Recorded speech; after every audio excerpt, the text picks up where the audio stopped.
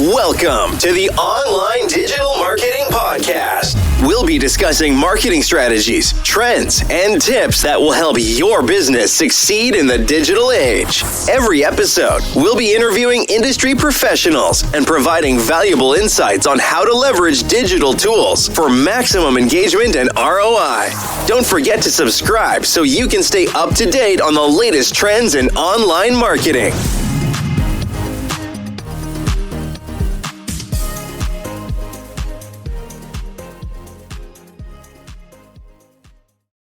It is February 2026. Yeah. And if you are running a business right now or even just working in one, you're probably feeling something in the air that is, well, it's suffocating. Yeah, it's a good word for it. It feels like this brutal race to the bottom. Everyone is fighting to be the cheapest, the fastest, the most automated, and costs are up. The middle class is feeling squeezed tighter than ever. Right. And businesses catering to that, that budget mindset are just exhausting themselves trying to keep the lights on. It's a classic commodity trend. Yeah. But honestly, it's been accelerated by about 10 years thanks to the AI boom and the last few economic cycles. It really does feel that way. It's like if you aren't the cheapest option, you're invisible. But then you look over at this other group. The outliers. Exactly. There are businesses that are thriving quietly, maybe, but massively. They aren't fighting on price. In fact, they're charging double, maybe triple what everyone else is, and their clients are thanking them for it. Which sounds crazy to a lot of people. It does. So today we are doing a deep dive into a stack of research that explains exactly why that is happening. We've got a collection of strategic implementation notes for 2026, and we're pairing that with a modern breakdown of Dan Kennedy's classic principles from no BS marketing to the affluent. And this is one of those deep dives that I think is going to fundamentally change how people look at their pricing page. Yeah. Because the mission here is really specific. We want to explore why chasing the middle is actually the most dangerous game you can play right now, and how you pivot a business to serve affluent buyers who, and this is the key insight, do not care about your low prices. Right. And the core thesis we're working with today is pretty provocative. The sources basically argue that you don't just stumble into having wealthy clients. Yeah, we definitely do. You don't just get lucky. You have to design your business specifically for them or they will never, ever hire you. So let's unpack this. Why is moving up market such a frantic necessity right now in 2026? Why can't we just keep selling to the average Joe? Well, if we look at the context provided in the source notes, the economic landscape has shifted dramatically. The middle class is traditionally the engine of the economy, right? Sure. But right now, in 2026, that demographic is incredibly price sensitive. They are making decisions based purely on necessity. The questions they're asking are, do I absolutely need this? And can I get it cheaper? And that's where the trap is, isn't it? Because with AI and automation being where they are now, cheaper is always available. Always. If your business model is, I do this thing fast and cheap, well, there is a bot or some massive conglomerate that can do it faster and cheaper. Precisely. You become a commodity. And when you're a commodity, you have zero leverage. You are replaceable by a piece of software. Wow. But the sources highlight this fascinating resilience in the affluent market. While the middle class is pulling back because of inflation or economic uncertainty, the affluent are less concerned with being squeezed. They're playing a different game. Exactly. Their decision-making process isn't about protecting their bank account from a $50 purchase. It's about value, results, and experience. There was this line in the notes that really stood out to me. It said, the middle class looks for a discount, but the affluent look for a proven winner. That is the critical distinction. Think about it this way. To an affluent buyer, a discount doesn't signal a good deal. It signals instability. It makes them suspicious. It signals that you might cut corners. They are willing to pay a premium, sometimes a massive one, to ensure stability and certainty. They want to know that the result is guaranteed. Okay, but let's get inside their heads a little bit, because I think this is where I get tripped up, and I suspect a lot of listeners do too. We project our own spending habits onto them. We all do it. We look at a price tag and think, oh, that's too expensive, so we assume they think that too. But the sources suggest the psychology here is totally different. It is completely inverted. And here's where it gets really fascinating. The sources break down this concept of identity versus necessity. A middle-class buyer asks, do I need this service to survive or function? An affluent buyer asks, does this service fit who I am? Does it fit who I want to be? So it's not a functional purchase, it's an identity purchase. In many cases, yes. It's about status and self-perception. But the point that really struck me in the research, and this comes straight from the Kennedy breakdown, is the concept of price as a signal. Okay, explain that. In the mass market, a low price is a magnet. People see a sign and say, oh, look, a sale. In the affluent market, a low price is a repellent. A repellent, like they see a low price and literally run away. It's a huge red flag. Yeah. The notes explicitly state that to the wealthy, a low price signals risk. It signals a lack of seriousness or low quality.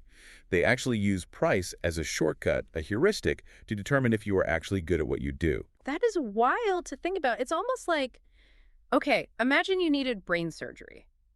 Or even something simpler, like you're going skydiving and you need to rent a parachute. Right. If the guy at the counter says, hey, good news, we're running a 50% off special on parachutes today because we bought the budget version. They're not thinking, what a deal. No, you're thinking, I am going to die. Exactly. You would run. Yeah.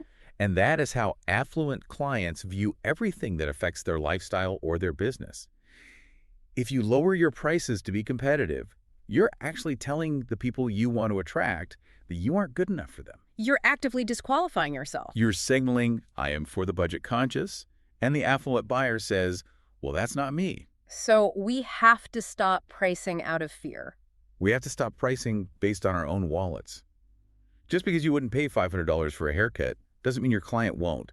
In fact, if you charge $50, they might not trust you with their hair. There's another currency they value more than money, though. The notes kept coming back to this idea of friction. Time and friction. This is the big one.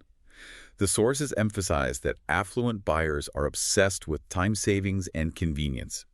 They will pay significantly more, double or triple, just to eliminate friction. Just to make things easy. They want to avoid annoyance. They want to avoid managing the person they hired, and they want to avoid uncertainty. I was thinking about this, and the analogy that came to mind is home renovations. We've all been there. You can hire the cheap guy who says he can do it all. Oh, yeah. But you have to watch him. You have to run to the hardware store because he forgot a part. You're constantly texting him, asking where he is. That's friction. Right. That's the middle class experience. Yeah. You pay with your time to save money. You basically become the project manager. Versus the concierge contractor. Right. You hand them the keys, you leave for a week to go to the coast, and when you come back, it's done, it's perfect, and there are fresh flowers on the counter. The result is exactly the same. The room is renovated, but the experience is completely different. And that second contractor can charge 50% more, easily, maybe 100% more, because what he's selling isn't just drywall and paint. What's he selling? He's selling the absence of a headache. He's selling the done-for-you component. Yeah. The source notes call this eliminating the babysitting factor. Affluent clients do not want to manage you. Right. They have their own businesses to manage. They don't want a second job supervising their landscaper or their accountant. So if we accept that they want status, they judge quality by price, and they hate friction, how do we actually change our business to signal that? Because you can't just slap a premium sticker on a generic service and hope for the best. No, that's how you get laughed out of the room. Yeah. This is where repositioning comes in. The sources talk about moving from being a provider to being an expert or a trusted advisor. Yeah. You have to shift the language entirely. Let's look at some of the examples from the text, because these were really specific. It's not just fancy words. It seems like a total reframe of the value. One of them was about home services again. Right. So the commodity language is lawn mowing. We mow lawns. That's a task. It's a commodity. Teenagers do it. A robot can do it. The affluent repositioning is estate-level property care. Estate-level property care. Okay, that sounds like something you don't have to worry about. But is it just semantics? It implies a standard. Lawn mowing means the grass gets shorter. Estate-level property care implies that the person doing it understands what an estate looks like. They see the big picture. Exactly. They know not to run the mower over the prize begonias. They know how to edge the walkway perfectly. It signals, I know your world. I see. It signals competence. Competence and belonging. Another great example was roofing. The commodity pitch is, we fix leaky roofs. That's reactive. The affluent pitch is, we protect your home and investment with roof systems designed for high-value properties. See, the first one is fixing a problem. I have a leak. Fix it. The second one is asset protection. And that is so here, you aren't just selling the service. You are signaling that you understand their world. You understand their standards. You understand that their home isn't just a place to sleep. It's a high-value asset. That's a massive shift in perspective. If you approach an affluent client with, "I can fix that leak cheap," you sound like a handyman. If you approach them with, "I can secure your investment," you sound like a partner. It's the difference between selling a task and selling an outcome. A high-level outcome. And this applies to business as well. The notes mention marketing agencies. Don't sell social media posts. That's a chore. Sell reputation management and market domination. So what does this actually look like when you put it on paper? If I'm listening to this and I want to create something that these people actually buy, what is the structure? The sources mention a blueprint for elite VIP service design. This is the practical application. You need to construct a VIP offer. And the non-negotiable here is that it has to be a bundled solution. It has to be done for you. So no a la carte menu. Pick 3 of these 5 options. Generally, no. Affluent clients want you to take the wheel. The mindset they want is, here is the problem, you make it go away, and just keep me in the loop at a high level. Just handle it. Right. They don't want to be asked 50 questions about preferences. They want you to use your expertise to decide for them. That actually sounds terrifying for a business owner who is used to letting the client dictate everything. It feels, well, arrogant. It feels arrogant to the middle-class mindset, but to the affluent mindset, it feels like leadership. It requires confidence. You have to be willing to say, "I know what you need better than you do." What are the features, though? What specifically do they expect in this VIP tier that justifies the double price tag? The sources list a few key ones. First, priority scheduling. They want speed. Faster response times are huge. If they email you, they want to know they're at the front of the line. Speed is a status symbol. It is. In a world where everyone is waiting, jumping the queue is the ultimate luxury. Second, a dedicated point of contact. They never want to feel like just another job or get bounced around a call center. They want to know exactly who is handling their account. That personal touch. And third, and this is one people miss, proactive communication. Explain that one, because everyone says they communicate well. Most businesses are reactive. "Hey, something broke, can you fix it?" Proactive means you contact the client and say, "I noticed this might become an issue next month, so I've already handled it. Here's the report." Yeah. You identify the problem before they even know it exists. That goes back to that peace of mind. You're doing the thinking for them. Precisely. You are anticipating needs. And the final touch the sources mention is surprise and delight. Small, elevated touches. It could be a handwritten note, a small gift relevant to their interests, or just remembering the names of their kids and pets. It's those little things. It signals, "I know you. You are important here." It's high touch in a low touch world. I love that. It's about making them feel seen, not just sold to. Okay, so we've got the psychology, we've got the messaging, we've got the offer structure, but how do we actually do this? The sources include a 60-day implementation plan. Let's walk through that because this is where the rubber meets the road. This is the roadmap. And look, you don't have to overhaul your entire business overnight, but you do need to take specific steps or you'll stay stuck in that race to the bottom. Step 1 was the audit. Yes. You have to stop and ask, who exactly is this affluent person I want to serve? What is their profession? What is their lifestyle? But more importantly, what specifically annoys them? That annoyance piece is gold. If you can figure out what they hate about your industry and promise to never do that thing, you win. Exactly. Think about your industry's stereotypes. If everyone in your industry is known for being late, you make punctuality your religion. If everyone is known for messy paperwork, yours is pristine. That's the audit. You are looking for the friction points that everyone else ignores because, oh, well, that's just how the industry is. Step 2 is the positioning upgrade. And this one sounded a bit ruthless in the notes. It has to be. This is a website and social media scrub. You need to go through your who we are statements and remove any discount language. If you have words like affordable, budget-friendly, or cheapest rates, delete them today. It's painful for some people to do that because they think, wait, I'm losing customers? You are losing customers, the wrong ones. You are losing the price shoppers so you can make room for the value shoppers. You have to be brave enough to say, we are not for everyone. Right. You cannot speak to the Rolls-Royce buyer and the Honda Civic buyer at the same time. The moment you try to appeal to everyone, you appeal to no one with money. Step 3 is the price hike. Create a best tier. Even if you keep your standard services for now, you need a flagship offer where the price matches the high promise. And remember, underpricing this tier is self-sabotage. If it's too cheap, they won't believe it's actually VIP. It's like seeing a Ferrari for 20 grand. You'd assume the engine is missing or it was in a flood. Exactly. You wouldn't drive it. You'd assume it's a trap. The price needs to hurt a little bit. That pain is actually proof of value. Step 4 is proof. And this is tricky because a lot of people have testimonials, but the sources say your current testimonials might actually be hurting you. How is that possible? I thought all 5-star reviews were good reviews. This is a nuanced point that trips a lot of people up. If your testimonials are from people who say, they were so cheap and saved me so much money, an affluent buyer reads that and thinks, this isn't for me, this is for budget people. It effectively brands you as the cheap option. So you actually need to delete the good reviews if they praise the wrong things. Or at least move them to the bottom. You need social proof from people who sound like the affluent target. You need quotes that talk about results, not savings. Things like they saved me time or the quality was impeccable. They handled everything professionally. I didn't have to worry about a thing. And you need case studies with real numbers and specific outcomes. Vague praise doesn't cut it.